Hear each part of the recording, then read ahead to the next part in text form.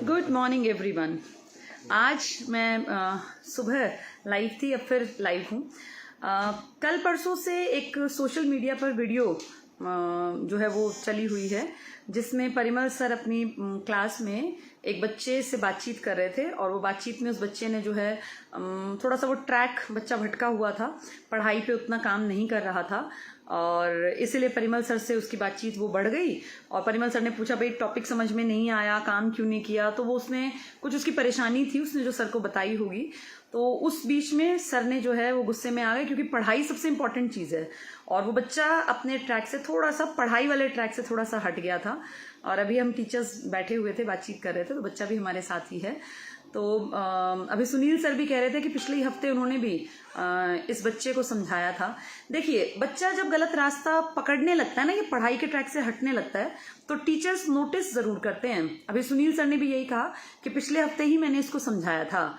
तो अगर सुनील सर ने भी नोटिस किया, परिमल सर ने भी नोटिस किया, इसका मतलब ये बच्चा थोड़ा थोड़ा, इस एज में बच्चे को पता नहीं चलता, ये अपने ट्रैक से थोड़ा थोड़ा हट रहा था। और हमारी पुरजोर कोशिश रहती है आईसीएस में कि हमारा बच्चा रास्ते से भटकने से पहले हम उसका हाथ खींच के उसको वापस ट्रैक पे ले आए। क्योंकि देखिए, जो बच्चे हमारे पास पढ़ने आते हैं, इनके माँ बाप की बहुत सारी उम्मीदें होती हैं, इनकी भी बहुत सारी उम्मीदें होती हैं। तो इस बच्चे के फादर जो हैं प्राइवेट सेक्टर में जॉब करते हैं, मम्मी हाउसवाइफ हैं। शहर में रख के अपने बच्चे को पाल पोस के पढ़ा लिखा के काबिल बनाना बहुत दम लगता है, और आज के इस महंगाई भरे दौर में इसके पिताजी इसके ऊपर इतना पैसा इन्वेस्ट कर रहे हैं, ये बड़ी बात है। हम बैठे हुए थे, बातचीत में कर रही थी, तो मैंने इसे पूछा भाई क्या कारण रहा और तुम्हें कैसा फील हो रहा है। तो हमारी बातचीत में बहुत सारी चीज़ें निकल के आई। ज़्यादा बेहतर हो मैं आपको इससे मिलवाती हूँ। और जो लोग इस तरह की चीज़ों को जानबूझ के गलत तरीके से मोल्ड करने की कोशिश कर रहे हैं कि परिमल सर ने बच्चे को मारा है, परिमल सर ने बच्चे को पीटा है, ये है कि क्या अपना बेटा होता तो ऐसे ही पीटते। तो मैं आपको बता दूं कि अगर मेरा खुद का भी भाई पढ़ता या मेरा खुद का बेटा भी पढ़ता, तो उसको भी अगर वो गलत रास्ता पकड़े, तो मैं हमेशा टीचर्स को ये कहती हूँ कि जहां आपको दिखे ना कि बच्चा रास्ता भटक रहा है, हमने आपके ऊपर विश्वास करके बच्चे को भेजा, आप बच्चे को उस रास्ते वापस उस सही ट्रैक पे लाइएगा। तो चलिए मैं आपको मिलवाती हूँ इस बच्चे से। इस बच्चे से हम बातचीत करते हैं। बेटा, सर ने पिटाई की, उसका क्या कारण था? कारण ये था कि मैंने डेली का काम डेली नहीं किया था। डेली करना क्यों जरूरी है? वो इसलिए जरूरी है कि मैम 1-2 दिन तो चल जाएगा, फिर उसके बाद वो स्लिप होता जाता है माइंड से। अच्छा। माइंड में ध्यान ही नहीं रहता वो फिर। तो काम नहीं करना ठीक है या गलत है?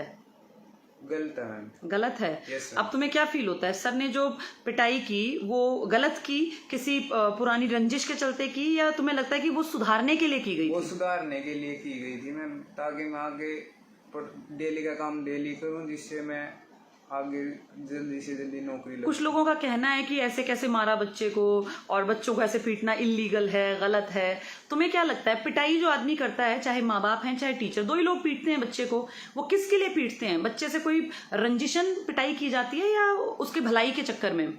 मैम उसकी भलाई के लिए की जाती है। ऐसा एग्जाम्पल में स्कूल का भी है मैम, जैसे जो टीचर पीटते थे ना, उनका रिजल्ट अच्छा आता था। उनका रिजल्ट अच्छा आता था। Yes, और जो टीचर्स ध्यान नहीं देते, भाई बच्चा काम कर रहा है नहीं कर रहा, कॉपी नहीं बना रहा है, क्या फर्क तो पड़ता है, उसके जो सब्जेक्ट का रिजल्ट था वो भी ऐसे ही आता था। ऐसा ही आता था।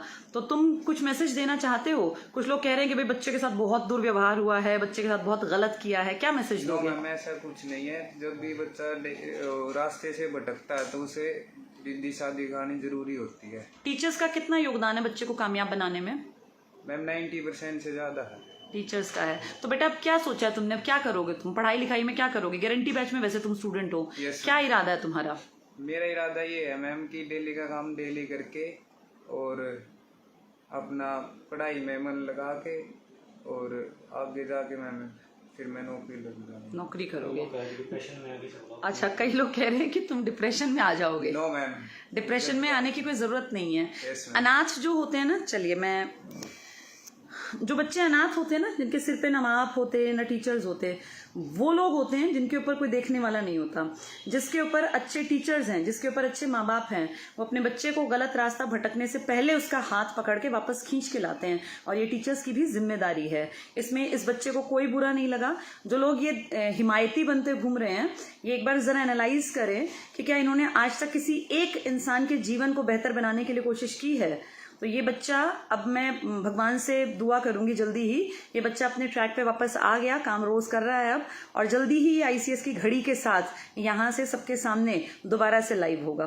तो देखिए ये मैसेज उन सभी लोगों के लिए है जो स्टूडेंट्स मुझे सुन रहे हैं कि बच्चों, अगर तुम्हारे ऊपर तुम्हारे माँ बाप हैं जो तुम्हें टाइम टू टाइम संभालते हैं, तुम्हारे टीचर्स हैं जो तुम्हारा ध्यान रखते हैं, ये देखते हैं कि तुम काम करते हो कि नहीं करते, और तुम्हें टाइम रहते तुम्हारी गलतियों से अवगत कराते हैं ताकि तुम अपने आप को सुधार कर सको, अपने आप में, अपने व्यवहार में, अपने काम के तरीके में सुधार कर सको, तो तुम लकी हो, ब्लेस्ड हो। लेकिन अगर तुम्हारे पास कोई ऐसा बड़ा बताने वाला नहीं है, सही राह दिखाने वाला नहीं है, तो तुम्हें पता कैसे चलेगा कि रास्ता कौन सा ठीक है।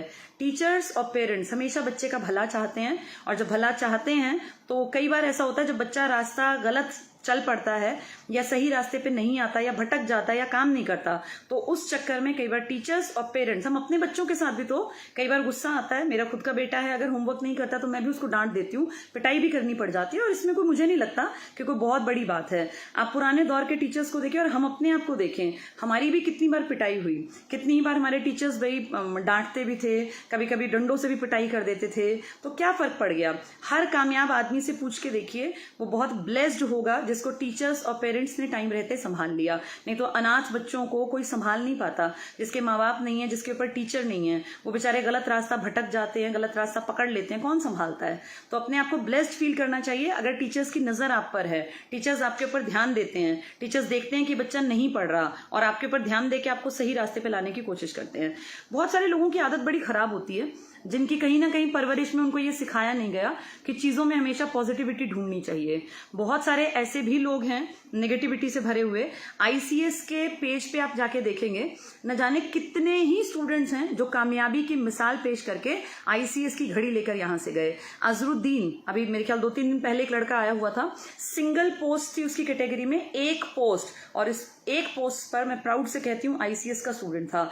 उस चीज को आगे नहीं बढ़ाएगा नेगेटिव आदमी, कभी नहीं प्रमोट करेगा, कभी बात ही नहीं करेगा, और जब उसको दिखेगा कि कहीं कोई इस तरह की बात हो गई जिसका कि वो मिसयूज कर सकता है, उसको वो प्रमोट करेंगे। तो देखिए इससे दिखता है कि मानसिकता कितनी ज्यादा संकीर्ण है। बच्चे जो कामयाब होते हैं ना, वो वही कामयाब होते हैं जिनके ऊपर बड़ों का हाथ होता है, बड़ों का आशीर्वाद होता है। वो टीचर्स और पेरेंट्स अगर कभी डांट भी दें, कभी कुछ कह भी दें या कभी पिटाई भी कर दें, तो इस चीज का बुरा मानने की बिल्कुल जरूरत नहीं होती। और जो ये झूठे हिमायती लोग हैं, इनसे हमेशा बच के रहिए। हमेशा ये देखिए कि जो हिमायत ले रहा है उसने आज तक कितने लोगों का भला किया है। अपने आप पर विश्वास कीजिए, पढ़ाई के रास्ते पर चलिए, खूब मेहनत कीजिए, ईमानदारी से मेहनत कीजिए। जिंदगी हमेशा और बेहतर बनाई जा सकती है अगर इंसान कोशिश करे, मेहनत करे। और जो नौजवान साथी हमसे जुड़े हुए हैं, उनको तो सिर्फ एक चीज सोच के रखनी है कि मुझे अपनी जिंदगी कैसे बेहतर बनानी है। गलत दिशा दिखाने वाले, बरगलाने वाले, गलत रास्ते पे ले जाने वाले बहुत सारे लोग मिलेंगे, आपको बेचारगी का एहसास कराएंगे, कभी कुछ कहेंगे कभी कुछ, लेकिन ये जरूरत होती है हर इंसान की कि वो सामने वाले की मंशा को समझे, देखे और महसूस करे।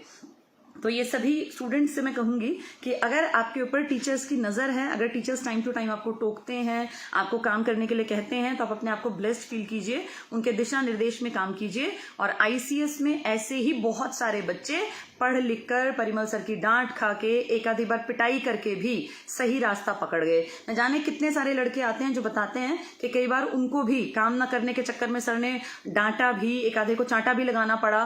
क्योंकि बच्चे जिस उम्र में पढ़ने आते हैं ना, वो उम्र बड़ी ऐसी होती है कि उसमें बच्चे को पता नहीं होता कि मेरे लिए क्या ठीक है क्या गलत। तो टीचर्स के पिटाई को, टीचर्स के इस रवैये को भी प्यार की फॉर्म में देखना चाहिए, और वो भी आगे जाके समझ में आएगा। जिस दिन कामयाब हो जाएंगे तब आपको पता चलेगा कि पेरेंट्स और टीचर्स, वो टीचर्स जो स्कूल टाइम में भी आपको डांटते थे, आपकी पिटाई करते थे, आपकी कॉपियां चेक करते थे, गलत होने पर पिटाई करते थे, टेस्ट में नंबर कम आने पर आपको डांटते थे, या पेरेंट्स के सामने आपकी पेशी कराते थे, ये सब अच्छे टीचर्स थे। और वो निहायत ही खराब टीचर्स होते हैं जो ना बच्चे के ऊपर ध्यान देते, ना कभी कॉपी से मतलब रखते, ना काम से मतलब रखते। आया आया, नहीं आया मेरा क्या जाता है, बस मेरे पास फीस आ गई। इस एटीट्यूड से ना आईसीएस ने कभी पढ़ाया और ना ही कभी पढ़ाएगा। हमने इन बच्चों को अपना बच्चा माना है। अगर ये हमारे पास पढ़ते हैं, चाहे वो बेटियां हैं चाहे वो बेटे हैं, वो हमारे अपने भाई बहन की तरह हैं, वो हमारे खुद के बच्चों की तरह हैं। जहां गलत दिखेगा डांट भी देंगे, जहां गलत दिखेगा, अगर नहीं मानते हैं और लगता है कि लंबे टाइम से सही ट्रैक पर नहीं है, तो हमें ये हक है कि हम उनको सही रास्ता दिखाएं। और मुझे लगता है हर समझदार माँ बाप ये चाहता है कि उसका बच्चा सही ट्रैक पे रहे। टीचर्स के गाइडेंस में अगर